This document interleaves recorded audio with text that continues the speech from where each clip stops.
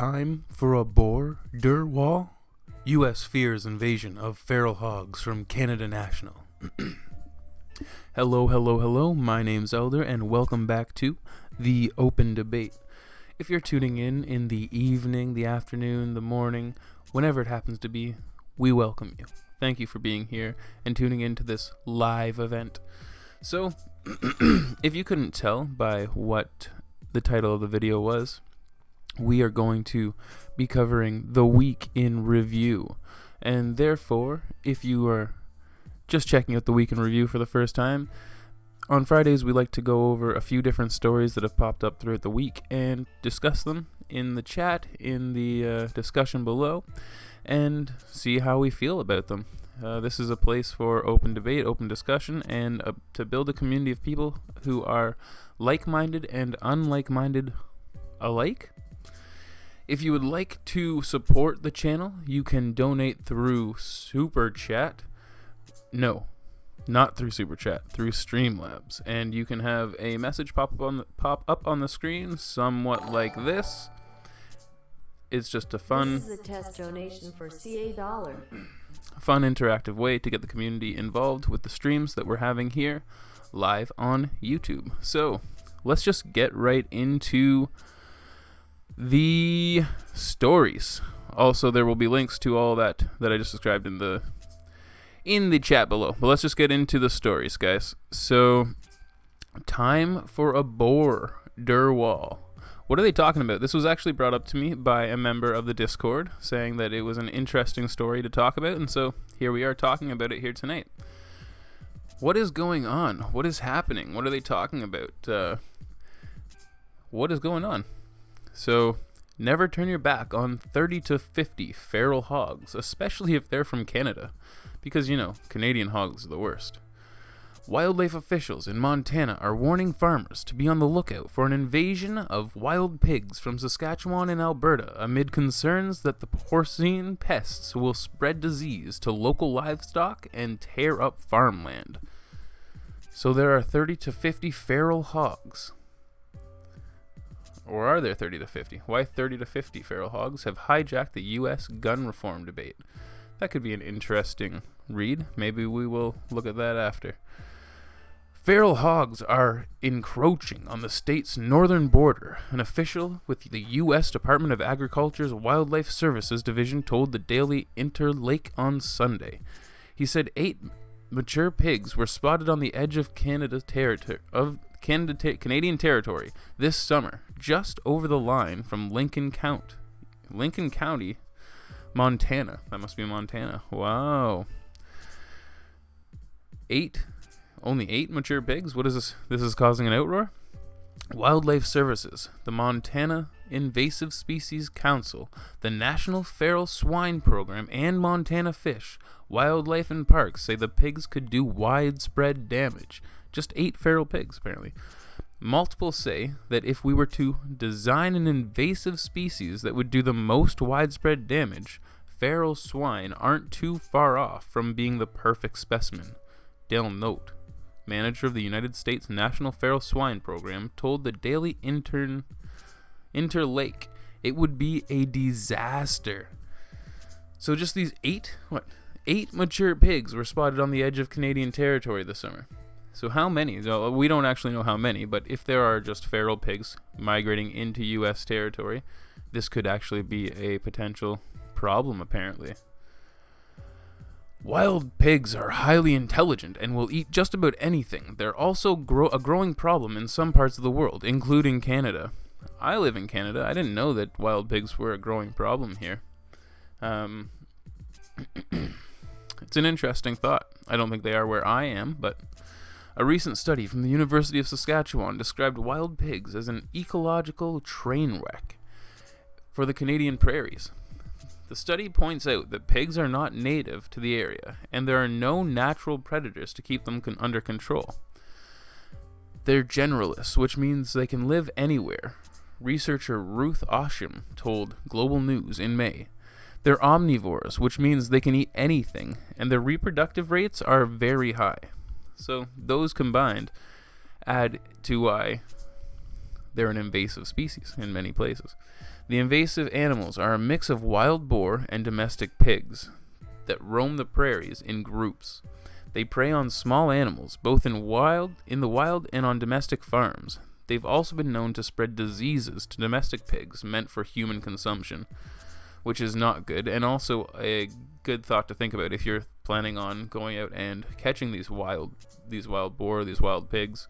Pig have a lot of diseases that you can contract, and so knowing what your meat has been exposed to or what it has in it is a very key thing, in my opinion. Osham's research shows the pigs know no borders, as they can range over 750,000 square kilometers, which is a pretty far place. A mile is longer than a kilometer, 2.2 kilometers, I believe. But wild boars have also become a problem in places like Hong Kong and Europe. So this isn't the only place that this is a problem. What do you guys think? Do you think that an invasion of boars are really going to take down the United States, or it's going to be a serious problem for agricultural farmers? Do you think that just such a small population is going to have such a detrimental effect, or do you think that this is kind of being overblown and people are kind of setting the fear precedent as they normally do? Let me know what you think in the chat below, guys, because that's what makes the community grow, is your comments. So, I always like to hear what you have to say. Denmark took a page of the U.S. presidential Donald Trump's book earlier this year when the country built a border wall to keep pigs out of Germany. Is that a dog whistle? Are you trying to be racist? Workers start to set up the wild boar fence along the Danish-German border at Padborg, Denmark, January 28th, 2019. Hence the title of the article. Is it time for a BOAR-der wall? Is there some reason that we need to keep out these pigs? However, the wall was a far cry from Trump's proposed plan for the U.S.-Mexican border. It was a 70-kilometer fence standing about 1.5 meters high. Not to mention that it was designed to keep out pigs, you stupid fuck. That's how they end the article? Yeah, okay. Not to mention that it was designed to keep out pigs, not individuals, not human beings. And also it has nothing to do with this, it does have to do with the security of the nation, but not in the same sense that a human being would bring. So, interesting story. I'll pass the question off to you guys, and I want to know what you have to think about this. Is a feral hog invasion imminent? Is it on the rise? Is it coming? Is it unstoppable? And if it does happen, what do you think the end results will be? Do you think that within the next few years there's going to be a devastation among agricultural farmers and their livestock, and how they deal with the problem of feral hogs? Will that become a new problem? Because it's a question that I wonder, and they're bringing it up here from the leader, so wherever that's from. Like I said, this was brought up from a individual from Discord, so just another reason to hop over into Discord and join the conversation, because we're always talking over there and there's lots of conversations to be had. So anything that's tough, anything that's hard to talk about, we're not afraid to get in on it. So I think that we'll just keep going through the set of things that I had to speak about tonight. Last night we streamed the third 2020 Democratic debates with 10 candidates, I guess. And no, this was actually the article that we pulled up, but we're not going to worry about that. So we streamed the debates last night, the third Democratic debates. It was interesting. I didn't stream the entire thing. We were there for just a little while. How's it going, everybody in the chat? Good to see you there. I thought that it went pretty well. I should have streamed the rest of the debates. I was watching a lot of it, but I didn't watch the entire thing, and I kind of wish that I did. I see that there were a few outstanding moments that people are talking about, but this was actually the first out of all of the Democratic debates that I'd tuned in for. I haven't actually been able to catch any of them live, so it was interesting to see. We had some good discussions in the chat below. If I catch any in the near future, and as the elections progress, I will make sure that I have a chat up and a stream going if there's no chat for any of the live debates, because I think that a chat is really essential when it comes to these type of events. But either way, around the end of the debates, apparently there was a situation where protesters were chanting inaudibly at Biden during the Democratic debate. It was a poignant end to it all, right? The thing is, I hear people talking about the fact that, oh wow, you couldn't understand what they were saying. They looked like idiots, these people that were talking, or these people that were chanting. So, we'll read the article a little bit, but civil disobedience is a hallmark of American society, but what happens when your message isn't inaudible? That was a question many viewers had during tonight's Democratic debate in Houston, after a group of protesters in the final minutes of the event broke out in chants over former Vice President Joe Biden, who was trying to make his closing statements. Biden, who did not have a great night overall, seemed to stumble as he tried to answer a softball question about what professional setbacks most affected his life. But he went into full-on silent mode when the chants broke out. The disruption lasted for at least 20 or 30 seconds. But that wasn't the biggest problem. You see, basically no one could understand what the message the protesters were trying to communicate, what the message was. Basically no one could understand what the message was the protesters were trying to communicate. I cannot speak tonight. And the problem was it something about climate change? Medicare for all, maybe? Did they miss Andrew Yang's sweepstakes? Who could tell? It all sounded like a bunch of arithmetic gibberish. As a flood of Twitter comments poured in after the protest, the online chatter was no help at all. I'll tell you right now. So here are the Twitter comments. Tip for protesters: speak in unison so we can hear you here at home what you're saying and what you're protesting about. I too would like to know what the protesters were protesting about, saying blah blah blah. I don't even care to actually read these comments. Those protesters were giving me Charlie Brown teacher illness. Protesters need to get a message, and protesters need to work on message discipline. That was a jumble of nothing. Have you ever seen a protest? Have you ever heard anybody yelling at a protest? It sounds like nothing. It sounds like shit. They're acting like clowns. It's a clown show. And it's not that I don't think protests can work and can be effective, but the way that we've been seeing it enacted for the past 3 years is an absolute gong show. It's terrible. The precedent that's been set is not what we want to see in the streets. It's not going to enact any sort of change, and it's not getting anybody on your side. And this is just another example of that. It doesn't matter what side it's coming from. Here's a little clip of what was happening and those chants that were being said. And I'll tell you right now, when I listened to this for the first time, I thought to myself as well, I have no clue what they're saying. But that's not the point. I don't care who it's coming from. Protesters need to figure what's going on out.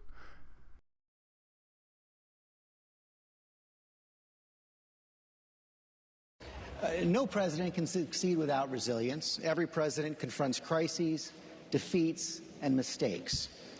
So I want to ask each of you, what's the most significant professional setback you've had to face? How did you recover from it? And what did you learn from it? Vice President Biden. I never counted any professional setback I have as a serious setback. There's things that are important, things that are unimportant.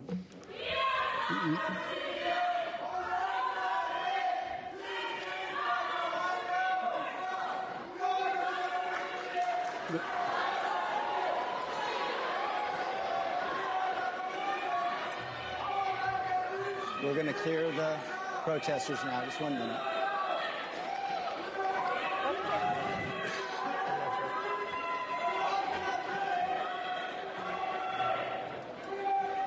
Senator Biden, we'll start the clock again.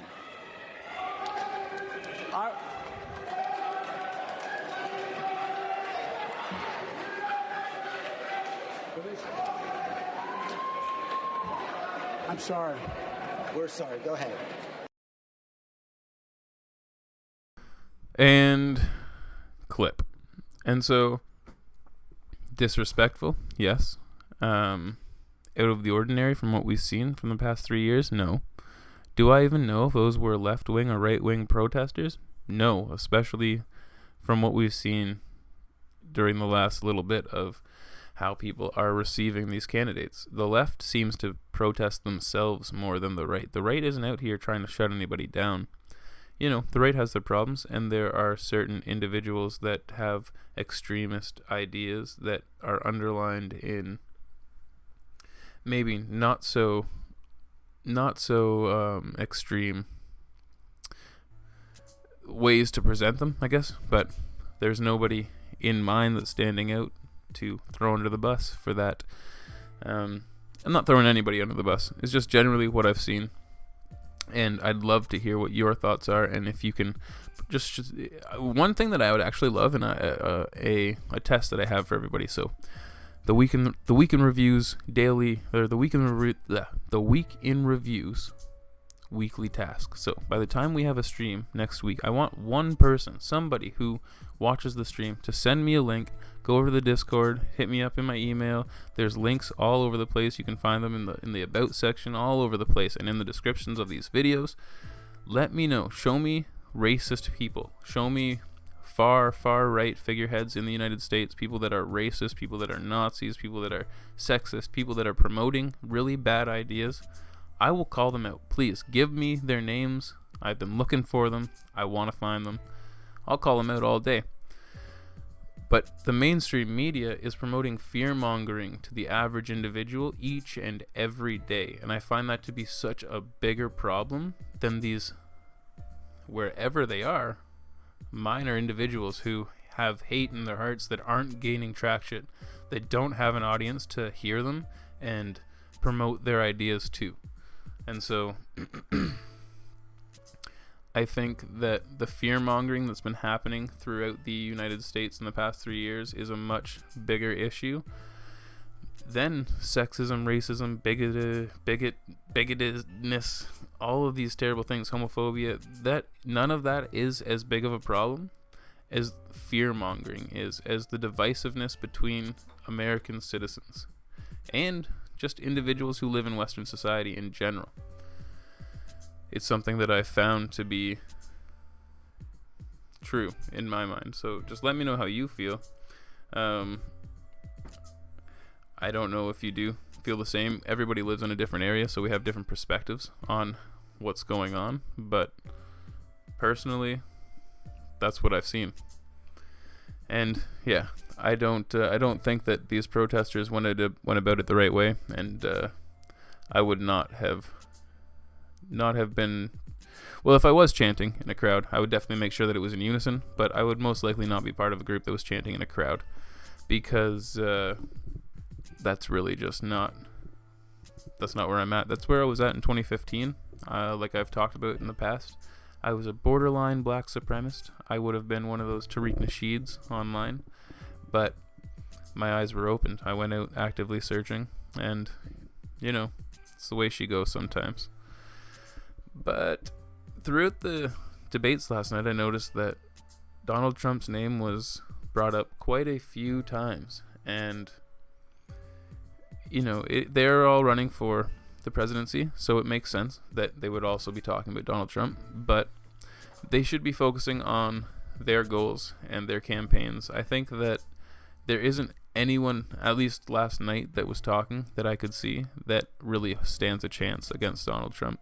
And it's not that I love Donald Trump or think that he's the best. I think that he just has more of a presence on stage and more of a demanding mindset and presence when it comes to speaking to individuals. Everyone that I saw last night, very passive. Even the arguments that they were having, they're too rooted in emotion. You can see it in their face when they start getting upset, and that's the whole thing. When they start getting upset, and that's the only way that they can have an argument. Their eyes get big and they start yelling, "I'm Bernie Sanders, and I'm gonna yell like this, and if my voice gets harsh, maybe you're gonna listen to me. And I'm very, very erratic, and look at my eyes. Look at the passion in my eyes." Literally everybody was like that. It's like the bigger your eyes get, then the more you should take me seriously. And that really turned me off. I hated that. But yeah, let me know how you guys thought that debate went last night, and what some of the highlights were that you found. I may may talk about just I don't think that I really talk about the highlights of the debate because it wasn't really too special. There was nothing outstanding that really happened. This was one thing that was interesting, them talking about Trump a lot, but they pretty much just all reiterated the exact same terms over and over again, just in different ways. They all have the same ideas essentially, and so they didn't catch my eye in any way. But let me know how you guys felt, because that's just my opinion. Obviously I can be wrong. But we do have some more stories here. Apparently, this just came up when I was researching some things in the news earlier. The trans cafe worker fired after kicking out conservative activist. The conservative activist was with the Nebraska Family Alliance, a pro-family lobbying group that campaigns against LGBT rights. And I thought that I'd bring this up, not because I think that not because I think that actively lobbying against LGBTQ people is something that you should do, but I also don't think that the way that is the narrative that narrative is pushed is always the case. Because somebody is a pro-Christian organization doesn't necessarily mean that doesn't mean that they are anti-LGBTQ. Yet any Christian organization would be labeled anti-LGBTQ. It's just an interesting perspective, and this article seems to be written from a very biased perspective, so I wanted to hear what you guys had to think and what you thought. If I'm crazy, if it is biased. First, I'm going to read the article, and then we're going to discuss it a little bit, and let me know who you think is in the right and who you think the article is trying to promote to be in the right.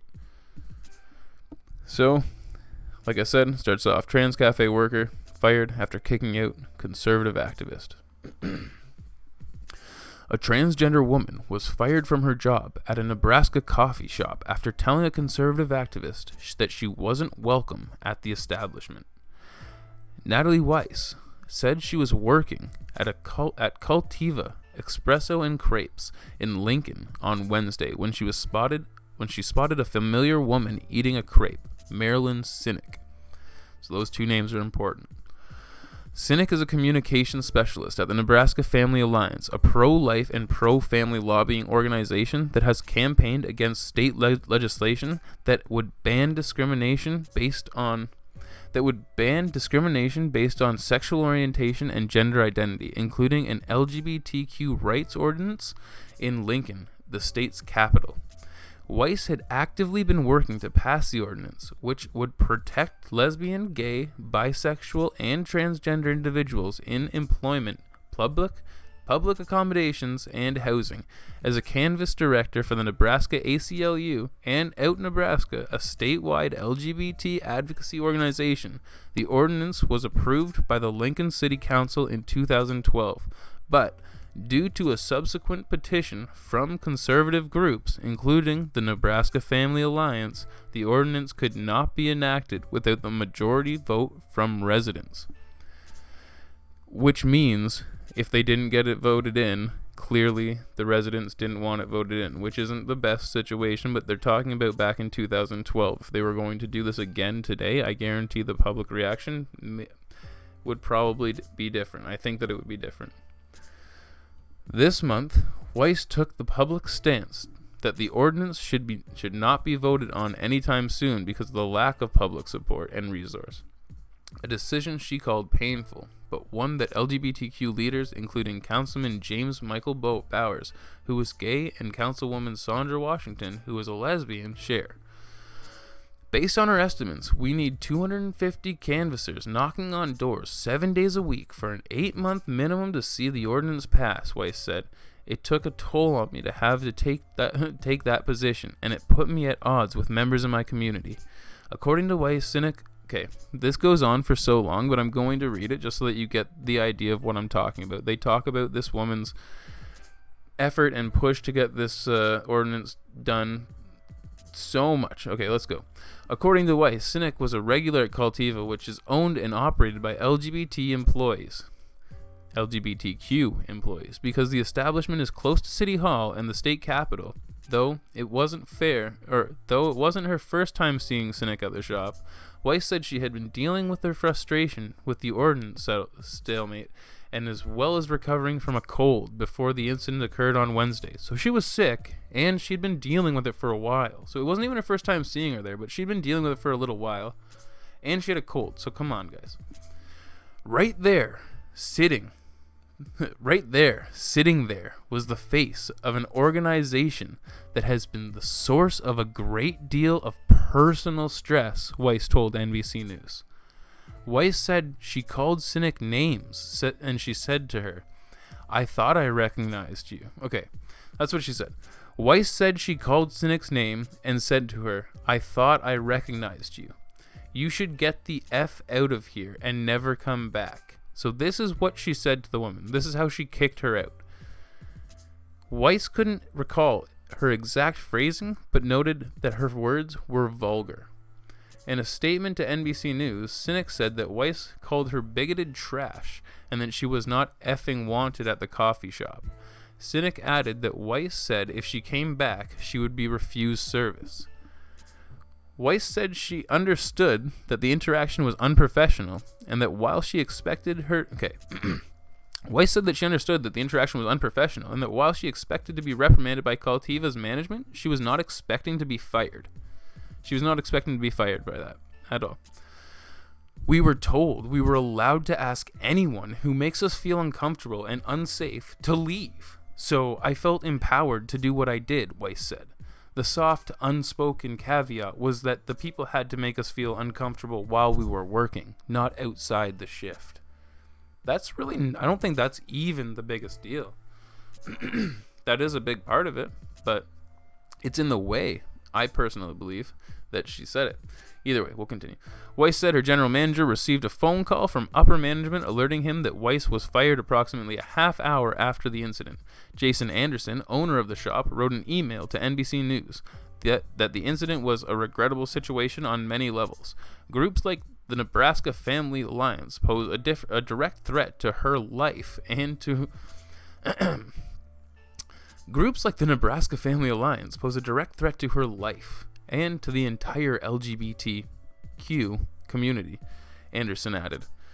As for the incident in our store, we responded as we would with any other staff member, apologized as we would to any non-disruptive guest, and later attempted to diffuse the public anger and threats with our social media post. So they have a link to the post there. I'll pull it up. I have no clue what they said. I actually haven't looked at that.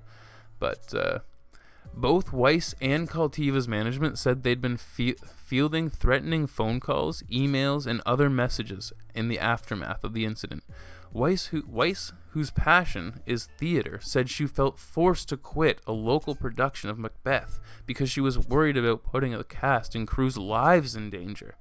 The Nebraska Family Alliance always tells gay people to go get their wedding cakes at another shop if one won't serve them. So why couldn't Sinek go to another shop instead of starting a firestorm within 24 hours, Weiss said. Now her allies are calling my former coworkers, and her political allies are sending threats over Facebook. Sinek, for her part, she said she, okay, that's such a weird statement. Sinek, for her part, said she had never broadcasted her political opinions at Cultiva and always treated the employees with respect. Although Weiss said many have offered to set up a GoFundMe account on her behalf, after she lost her job, she hopes people who sympathize with her will consider donating to Out Nebraska instead. So for those keeping track, in Nebraska, you can be fired or lose your home because you identify as LGBTQ+. And you can also be fired for telling people who fight for that status quo to get lost, Weiss said. And that's how they end it. So, interesting. It's an interesting story. If the woman had have came in, I believe that she definitely had the right to refuse her service if she was coming in being rude and being disrespectful. But if, as she said, she was treating everybody with respect and not being disrespectful and not being disruptive, this shows how much of outrage and outrage culture is being instilled into people's minds, and if they feel as though if they just if they feel oppressed or they feel like somebody's doing something wrong, if they just scream at them and they just tear them down, that others will always support them. But like what was said in this in the statement, the owners and other staff members are members of the LGBTQ plus, and so the decision to fire her wasn't based on any sort of homophobia. So you can't blame that. Like, that's not where it's going.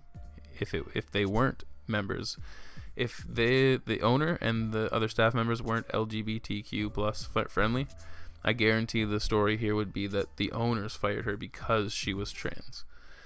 But I truly believe that it's because of the way that she acted and the way that she decided to freak out, let her emotions take over, and refuse this individual service strictly because of her political opinions.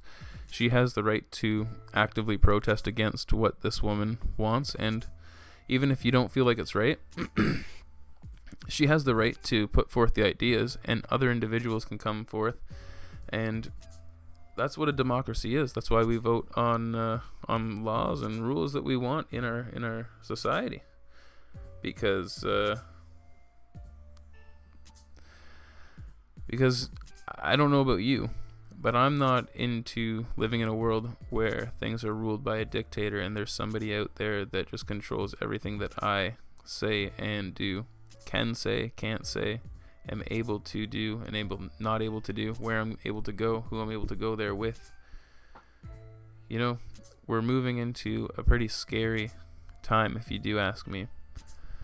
But how do you guys feel about that article? Do you think that it was coming from a biased perspective? Do you think that they were trying to prop up this woman who called out this conservative activist? Or do you think that it was completely fair and unbiased, and that's just the news? I'm just crazy, and I have a biased perspective when I'm reading it. Because both could be true, and so that's why I present the question to you guys. I'd love to know. But let's see. The content is unavailable for that statement. The statement that they had released, apparently. So that's where we're at with that statement. And the story doesn't really matter that much to me. The woman did something that she shouldn't have done, which was freak out and swear and act rude and vulgar in front of customers while she was working. She got fired, and it has nothing to do with her being a trans cafe worker. And it has, well, the only thing that has to do with that these parts have to do with it is the actual incident in why she freaked out. She was trans. She hated the conservative activist. They both have separate ideas. We can live in a society together. You can serve somebody that you don't like coffee. This conservative activist clearly isn't trying to kill you, or isn't trying to harm you in any way or ruin your life, or she probably would not even be interacting with you in this way. She didn't think that you were a human being and had individual rights. That's just my individual opinion. I'd love to know where you guys are coming from and what your thoughts are. So that's pretty much where I'm at for this evening's discussions. Those were the few stories that I wanted to bring up. There was the trans activist story we just went through. We talked about this here with the old protesters, and then the old border wall, the old BOAR-der wall. And I'm just interested in actually knowing like what you guys think about all this sort of stuff. And so that's what the channel's here for. It's a place to come together and form a debate, form a discussion. And when the streams aren't live, you can head on over to the Discord, because we're always chatting over there. We're always keeping things going. But I stream every day, so every day there will be a daily review, just one story. And then on the weekends, we'll do these weekly reviews where there will be longer stories talking about a couple different things. And I always take your suggestions if you throw them over there in Discord as well. On Saturdays, we're going to be doing a deep dive into something that doesn't relate to the news, something to get our minds off of all this out, right? So something to get our minds off of the craziness that happens throughout the week, and just to change it up a little bit. I'd like to know how you guys are feeling, how you like the streams, if you like this format. I will be making some more videos in the future, but right now I find this to be a lot more convenient, and I'm able to come and give you guys a bit of content every day, and we can communicate, and it's much easier to actually discuss things with you guys if it's happening live, and we can actually talk in the chat. And so, yeah, it's pretty much where we're at for the night, guys. I'm going to head on out, and make sure that you drop a comment in the section below where you're able to comment.